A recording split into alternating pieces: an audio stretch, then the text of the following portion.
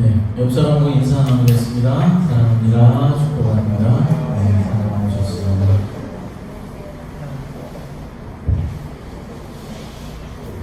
네, 제가 목회를 하기 전에는 음악을 했었다고 말씀드렸는데 플룻이라는 악기를 제가 전공해서 많은 사람들에게 가르쳤었습니다. 그 중에서 가장 기억에 남는 제자가 한 명 있는데 처음으로 제가 플룻을 가르쳤던 그런 제자였습니다. 그 아이는 초등학교에 다니는 여자아이였습니다. 아마 그 아이가 초등학교 4학년 때부터 중학교 2학년 정도까지 제가 가르쳤던 것으로 기억이 나는데 그 아이는 정말로 악기를 잘 못했습니다. 배우면 안 되는 아이였는데 그래도 어떻게 배우게 돼서 제가 가르쳤습니다. 그래서 레슨을 할 때마다 그 아이를 참 많이 울리기도 했고 또 레슨을 하면서 제가 큰 소리도 지르기도 했던 것 같습니다. 그때는 저도 너무 어려서 아직은 미성숙했었고 어떻게 가르쳐야 하는지 경험도 별로 없었기 때문에 시행착오가 좀 있었던 것 같습니다. 그런데 그렇게 잘 못하던 아이가 악기를 그렇게도 못하던 아이가 어느 날 이제 악기 배운 지 한 2년 정도 지났나요? 2년 정도 지났을 때 어느 날 제가 이제 레슨을 하러 가서 이제 연주를 시켜보니까 갑자기 잘하게 됐더라는 것입니다. 소리를 내지 못해서 매일 바람 소리만 내던 아이가 그날은 제법 이제 맑은 소리를 내서 연주를 했고 박자를 그렇게 알려줘도 도저히 박자에 대한 감각도 없고 이해를 전혀 하지 못하던 아이가 갑자기 박자를 정확히 맞춰서 연주를 잘 하더라는 것입니다. 그래서 제가 야, 너 어떻게 돼서 이렇게 갑자기 잘하게 되었니? 라고 물어봤더니 그 아이가 이렇게 대답합니다. 이제서야 플룻이라는 악기의 원리를 조금은 알게 되었고 이제 박자, 음표의 리듬에 대해서 조금은 깨닫게 된 것 같습니다. 라고 대답을 했습니다. 2년여 동안 물어가면서 혼나가면서 꾸준히 연습하고 노력을 하니까 어느 날 머리가 깨어서 그런지 갑자기 그렇게 못하던 악기를 잘하게 되었다는 것입니다. 아니면 그전에는 아직 그 아이가 너무 어려서 플룻이라는 악기를 받아들이기가 어려웠었는데 준비가 되지 않았었는데 이제 때가 돼서 잘하게 되었는지도 모르겠습니다. 우리는 예수 그리스도로 말미암아 구원을 약속받고 하나님의 백성으로 살아가는 그런 사람들입니다. 그러나 처음부터 우리가 구원의 약속을 받았던 그런 사람들은 아닙니다. 우리는 진노의 자녀로서 죄 안에서 마귀 사탄의 종로로 쓰다며 불순종의 아들들로 살았던 그런 사람들이었습니다. 그러나 긍휼이 풍성하신 하나님의 크고 넘치는 사랑으로 말미암아서 예수 그리스도 안에서 하나님의 자녀로 인치심을 받고 특권을 누리며 살아가게 되었다는 것입니다. 마치 악기를 너무도 못하던 아이가 어느 날 갑자기 깨달음을 얻고 갑자기 눈이 뜨여져서 악기의 원리를 파악하게 된 것처럼 그래서 악기 연주를 잘 하게 되었던 것처럼 우리 믿음의 사람들도 성령의 조명하심의 은혜로 말미암아서 하나님께서 예수 그리스도를 통하여서 우리에게 베풀어 주신 그 축복의 은혜를 깨닫게 되었고 이제 하나님의 자녀가 되는 그런 놀라운 특권을 누리며 살아가게 되었다는 것입니다. 바울은 본문에서 먼저 우리의 구원 전의 상태를 설명해 주고 있습니다. 첫째로 우리의 구원 전의 상태는 죽은 상태였다라고 말합니다. 본문 1절부터 3절을 읽어보겠습니다. 그는 허물과 죄로 죽었던 너희를 살리셨도다. 그때 너희는 그 가운데서 행하여 이 세상 풍조를 따르고 공중의 권세 잡은 자를 따랐으니 곧 지금 불순종의 아들들 가운데서 역사하는 영이라. 전에는 우리도 다 그 가운데서 우리 육체의 욕심을 따라 지내며 육체와 마음에 원하는 것을 하여 다른 이들과 같이 본질상 진노의 자녀였더니. 아멘. 바울은 하나님의 놀라운 은혜를 말하기 전에 먼저 우리의 참담했던 과거에 대해서 상기시켜주고 있는 것입니다. 우리의 과거의 모습은 어떠했습니까? 바울은 우리가 예수 그리스도를 믿기 있기 전에 우리는 죽었던 상태였다라고 말하면서 네 가지에 대해서 말하고 있습니다. 첫째로 허물과 죄로 죽었던 생활을 했습니다. 여기서 허물이라는 것은 율법적인 죄를 범하는 것을 말하는 것이고, 죄는 하나님의 목적에서 빗나가는 것을 말하고 있는 것입니다. 그러니까 허물은 율법에서 우리가 탈선한 것을 말하고 있는 것이고, 죄라는 것은 우리가 얼마든지 관역을 잘 중앙에 맞출 수도 있는데도 일부러 화살을 빗나가게 쏜 것이다 라는 것입니다. 죄와 허물은 두 가지 유형의 악을 말하는 것이 아니라 하나님께 대한 죄의 성격, 범죄의 성격을 다르게 표현하고 있는 것입니다. 두 번째로 세상 풍속을 쫓는 생활을 하였습니다. 이것은 가치 판단의 기준이 이 세상에 있었다라는 말입니다. 자기 중심적이고 외모 중심적이었으며 물질 중심적이었고 육신 중심적인 생활을 우리가 했었다라는 것이죠. 그러나 구원받은 사람들의 표준은 무엇이 되었습니까? 세상 중심이 아니라 하나님 중심의 삶을 살아가는 사람들이 된 것입니다. 교회 중심의 생활을 하고 예배 중심의 생활을 하게 된 것입니다. 그래서 그의 삶이 거룩한 삶으로 변화된 것입니다. 세 번째로 공중의 권세 잡은 자를 따랐었습니다. 공중의 권세 잡은 자는 누구를 말하는 것입니까? 바로 마귀 사단을 의미하는 것입니다. 공중의 권세 잡은 자를 따라 살았다라는 것은 바로 마귀 사탄의 지배 아래 놓여 있었다라는 것을 말하는 것입니다. 불신자들의 생각과 행동은 언제나 그들이 선한 일을 행한다라고 할지라도 사단의 지배를 받고 있다라는 사실을 우리는 알아야 합니다. 마귀 사단은 결국에는 하나님과 대적되는 일만을 도모하고 있기 때문에 겉으로 보았을 때는 선한 일을 하는 것처럼 보일지 모르겠지만은 그들의 목적은 하나님 나라의 파괴이며 결국에는 하나님과 반대되는 일만을 조장하고 있는 것입니다. 마귀는 불순종의 영이기 때문에 그렇습니다. 네 번째로 육신의 욕심을 따라 살았습니다. 이것은 결국에는 타락한 인간의 본성을 말씀하고 있는 것입니다. 갈라디아서 5장 19절부터 21절에 가서 보면은 타락한 인간의 본성을 15가지 모습으로 기록하고 있습니다. 한번 읽어보겠습니다. 갈라디아서 5장 19절부터 21절 말씀입니다. 육체의 일은 분명하니 곧 음행과 더러운 것과 호색과 우상 숭배와 주술과 원수 맺는 것과 분쟁과 시기와 분냄과 당짓는 것과 분열함과 이단과 투기와 술취함과 방탕함과 또 그와 같은 것들이라. 전에 너희에게 경계한 것 같이 경계하노니 이런 일을 하는 자들은 하나님의 나라를 유혹으로 받지 못할 것이에요. 아멘. 이런 15가지의 모습을 행하는 그런 사람들은 하나님 나라를 유혹으로 받지 못한다라고 분명하게 말씀하고 계십니다. 바울은 구원받기 전 우리의 삶을 허물과 죄로 죽었던 상태로 표현하고 있습니다. 그때 우리는 세상 가치와 방법을 추구하는 세상 풍조를 따라서 살았으며 공중의 권세 잡은 자인 마귀 사탄의 그런 계략에 빠져 살았던 것입니다. 결국 내 마음대로, 그러니까 육신의 마음대로 원하는 대로 생활하면서 죄를 쌓아서 본질상 진노의 자녀였다라는 것입니다. 이런 우리를 하나님께서 불쌍히 여겨주시고 긍휼히 여겨주셔서 구원하여 주신 것입니다. 그러므로 우리는 이제 다시는 과거의 죄악된 모습으로 돌아가면 절대로 안 되는 것입니다. 그런데 안타깝게도 우리 중에는 하나님의 자녀가 되었다라고 말은 하면서도 아직도 세상 풍조를 따르며 마귀 사탄의 유혹에 넘어져서 하나님의 일에 대적하는 일에 사용되는 그런 사람도 있다는 것입니다. 아직도 힘의 논리에 넘어져서 물질 앞에 무릎을 꿇고 세상 권력에 편승하여서 연약한 자들, 힘없는 자들의 편에 서질 못하고 돈과 권력에 빌붙어 살아가는 그런 사람도 있다는 것입니다. 교회도 마찬가지입니다.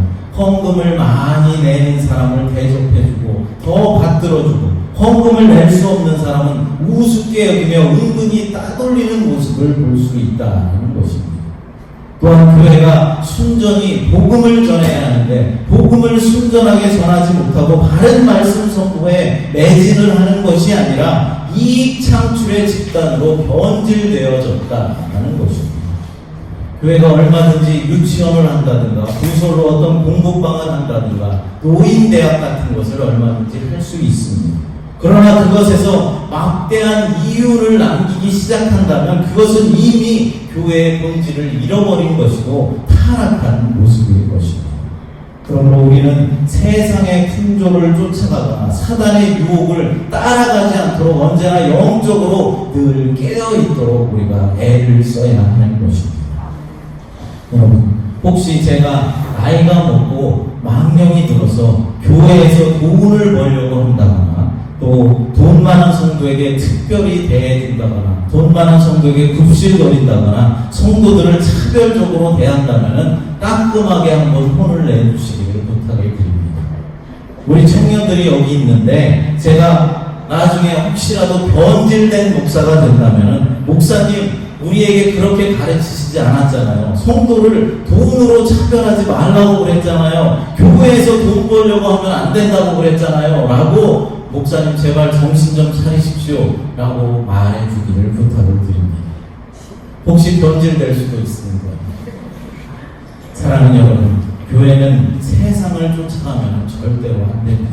돈이 중요한 것이 아니라 영혼을 살리는 것이 중요한 것이고 사람을 세우고 사람을 살리는 것이 교회에서 해야 할 가장 중요한 일인 것입니다. 세상을 쫓아서 타락하면 안 된다라는 말입니다. 결국 이렇게 타락한 사람들을 보고 뭐라고 본문에서 말씀하고 있습니다. 하나님의 진노의 자녀들이다 라고 말씀하고 있습니다. 요한복음 3장 36절 말씀을 읽어보겠습니다. 이들을 믿는 자에게는 영생이 있고 아들에게 순종하지 아니하는 자는 영생을 보지 못하고 오히려 하나님의 진노가 그 위에 머물러 있느니라. 아멘. 하나님의 뜻에 순종하지 않는 사람들에게 하나님의 진노가 그의 머리 위에 있다라고 말씀하고 있는 것입니다. 두 번째로 죽음을 생명으로 바꾸신 하나님의 은혜에 대해서 말씀하고 있습니다. 본문 4절부터 7절을 읽어보겠습니다. 긍휼이 풍성하신 하나님이 우리를 사랑하신 그 큰 사랑을 인하여 허물로 죽은 우리를 그리스도와 함께 살리셨고 너희는 은혜로 구원을 받은 것이다. 또 함께 일으키사 그리스도 예수 안에서 함께 하늘에 앉히시니 이는 그리스도 예수 안에서 우리에게 자비하심으로써 그 은혜의 지극히 풍성함을 오는 여러 세대에 나타내려 하심이라. 아멘. 우리가 예수 그리스도를 믿기 전에는 영적으로 모두가 다 죽은 자들이었습니다. 하나님의 진노 아래 있었다는 것입니다. 그대로 우리가 계속해서 살아왔더라면 우리 앞에는 영원한 지옥 형벌이 우리 앞에 놓여 있을 것입니다. 그러나 하나님의 크신 사랑으로 우리들은 구원함을 받았습니다. 바울은 허물과 죄로 죽었던 우리가 어떻게 극적으로 생명을 얻게 되었는지를 말씀하고 있습니다. 죄로 인하여서 사망 가운데 있던 우리를 하나님께서 긍휼히 여겨주셔서 그리스도와 함께 우리를 살려주셨다는 것입니다. 그뿐만이 아니라 예수님과 함께 우리를 부활시키셨고 예수님과 함께 하늘 보좌에 우리들을 앉혀주셨습니다. 우리의 죽음이 생명으로 바뀌고 우리의 수치가 영광으로 바뀐 것입니다. 이 놀라운 변화는 우리를 위해서 그리스도를 내어주신 하나님의 사랑이 있었기 때문에 가능했던 일이었습니다. 우리 스스로는 자신 스스로가 구원을 얻을 방법이 전혀 없었습니다.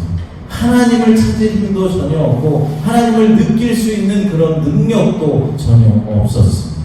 하지만 하나님께서 그것을 불쌍하게 여겨주셨기 때문에 우리가 살 수 있었고 우리가 구원함을 얻을 수 있었던 것입니다.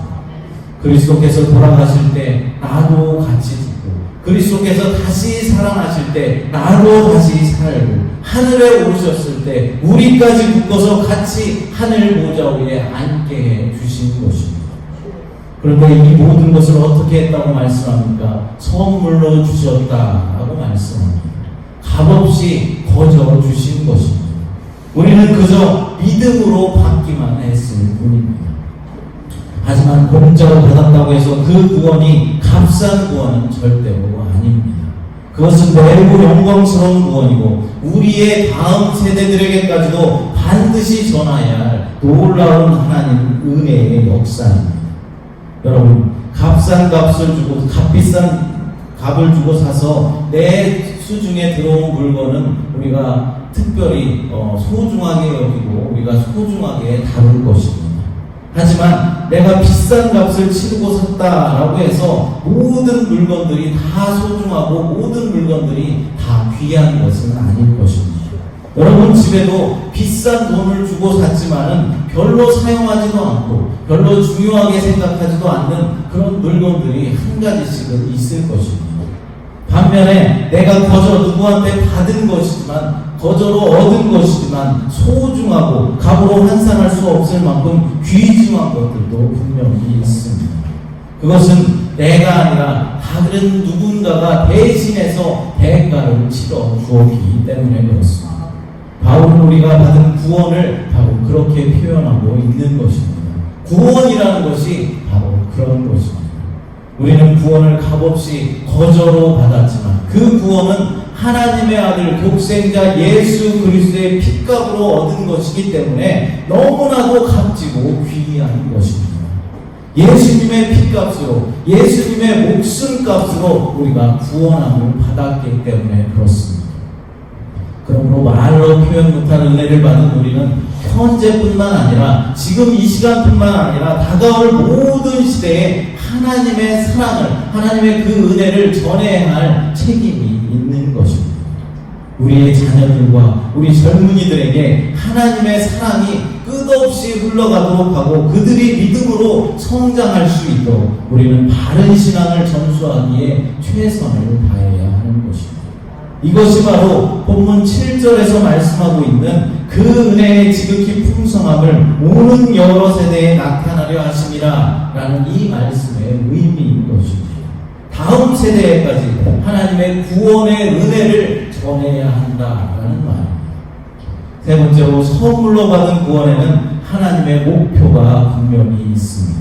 본문 8절부터 10절 말씀을 읽어보겠습니다. 너희는 그 은혜에 의하여 믿음으로 말미암아 구원을 받았으니 이것은 너희에게서 난 것이 아니요 하나님의 선물이라. 행위에서 난 것이 아니니 이는 누구든지 자랑하지 못하게 합니다. 우리는 그가 만드신 바 그리스도 예수 안에서 선한 일을 위하여 지으심을 받은 자니 이 일은 하나님이 전에 예비하사 우리로 그 가운데서 행하게 하려 하심이니라. 아멘. 여러분, 구원은 하나님의 선물입니다. 우리는 받을 자격이 전혀 없지만은 하나님께서 나에게 주신 과분한 선물인 것입니다. 더불어서 구원은 누구에게든지 자랑할 만한 그런 것입니다. 하지만 그것이 진정으로 영광과 자랑이 되셔야 할 분은 내가 아니라 그 구원을 베풀어 주신 하나님 분이십니다. 내가 구원에 기여한 것이 아무것도 없기 때문에 나는 자랑할 것이 전혀 없는 것입니다. 바울은 구원이 우리의 행위에서 말미암은 것이 아니라 전적으로 하나님의 은혜로 주어진 것이다 라고 강조하고 있습니다. 허물과 죄로 죽을 수밖에 없는 우리가 영생이라는 선물을 하나님께로부터 받은 것입니다. 그러므로 우리는 언제나 겸손해야 합니다. 하나님께 감사와 찬양을 드려야 하는 것입니다. 또한 구원받은 자로서 그에 합당한 삶을 살아내야 하는 것입니다. 그것은 하나님 앞에서 거룩함을 지키는 일이며 이웃에게 선을 행하는 일입니다. 말로만이 아니라 거룩함과 선한 행실로서 구원받은 자의 삶이 어떤 것인가를 우리 주변 사람들에게 우리가 날마다 보여주어야 한다는 것입니다. 이것이 바로 하나님께서 우리에게 구원을 베풀어 주신 구원의 목표입니다. 그것은 거저 주신 은혜의 영광을 찬송하는 것이고 거룩하고 흠이 없는 자녀가 되는 것입니다. 또한 선한 일을 행하는 사람들이 되는 것입니다. 이것이 우리를 구원하신 구원의 목표입니다. 그러니까 우리의 입술을 열어서 하나님의 은혜와 사랑을, 기이한 구원의 역사를 찬송하고 세상 사람들에게 전파할 뿐만 아니라 하나님의 성품에 어울리는, 하나님 나라의 가치관에 부합하는 선한 일들을 행하고 하나님의 뜻을 실현하며 살도록 우리가 부름을 받았다라는 것입니다. 사랑하는 여러분, 선한 행위가 우리를 구원에 이르게 할 수는 없습니다. 왜 그렇습니까? 우리의 구원은 오직 하나님의 은혜로만 이루어질 수 있기 때문입니다. 그러나 구원은 우리를 선한 행위로 이끌어 줍니다. 그러니까 구원받은 사람은 당연히 선한 행위가 그의 삶과 행실 속에서 나타날 수밖에 없다는 것입니다. 사랑하는 여러분, 오늘 우리의 삶의 모습을 통하여서 나는 과연 그리스도 안에서 내게 주어진 구원을 받은 사람인지 돌아보시기를 바랍니다. 구원받은 사람에게 기대되는 선한 행실들로 여러분들은 하나님께 영광을 돌리며 지금 살아가고 계십니까?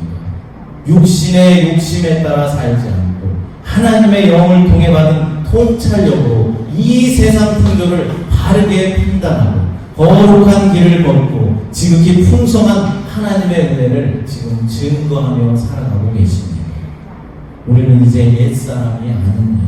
이제는 하나님이 주시는 통찰력으로 세상을 균형 있고 바르게 바라볼 수 있어야 하는 것입니다. 금요일 오후에 어떤 아는 집사님이 카톡을 한 통 보내주셨습니다. 그 내용은 한쪽 방향으로 너무나도 치우친 지극히 정치적인 내용의 영상이었습니다. 저는 그런 정치적인, 그것도 너무나 한쪽 방향으로 치우친 영상을 목사에게 보내는 그런 사람의 생각이 도대체 무엇인지 잘 이해가 되질 않습니다. 그 영상을 보고 배워서 성도들에게 설교를 하라는 것인지, 성도들을 가르치라는 것인지, 아니면 목사도 그렇게 한쪽으로 치우친 정치적인 성향을 가지라는 것인지 도무지 이해가 되질 않습니다. 사랑하는 여러분, 우리 성도들은 균형 잡힌 가치관을 가져야 하는 것입니다. 어느 한쪽으로 편향된 이념은 우리의 신앙을 무너뜨리게 할 수 있다는 사실을 기억하시기 바랍니다. 또한 중요한 것은 정치적 이념이 절대로 우리의 신앙을, 우리의 믿음 위에 있게 해서는 절대로 안 된다는 사실입니다. 어느 누구를 좋아하고 우파를 좋아하든지 좌파를 좋아할 수는 있습니다. 그러나 그것이 신앙보다 위에 있게 하면 절대로 안 된다라는 사실을 명심하시기 바랍니다.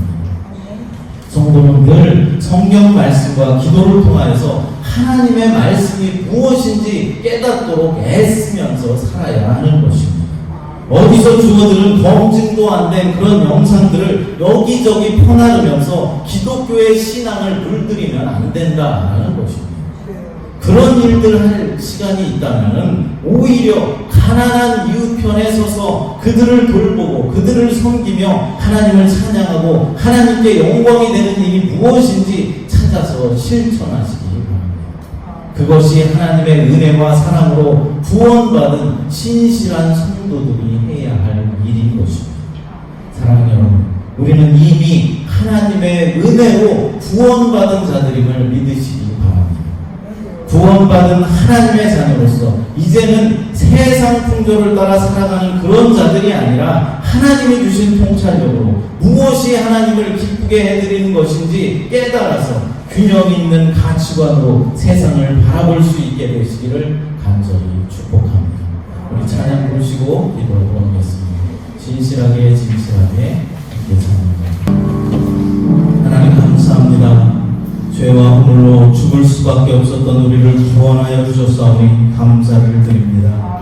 하나님의 은혜로 구원받은 우리는 더 이상 이 세상 풍조를 쫓는 자가 아니라 하나님이 주신 바른 통찰력으로 이 세상을 바르게 판단하게 하시고 균형 잡힌 가치관으로 세상을 바라볼 수 있도록 하나님 도와주시옵소서. 그래서 언제나 연약한 자들의 편에 서며 어떻게 하면 하나님의 영광이 될 수 있는지 늘 생각하는 우리의 삶이 될 수 있도록 하나님 역사하여 주시옵소서. 거룩하신 예수님의 이름으로 기도드리옵나이다.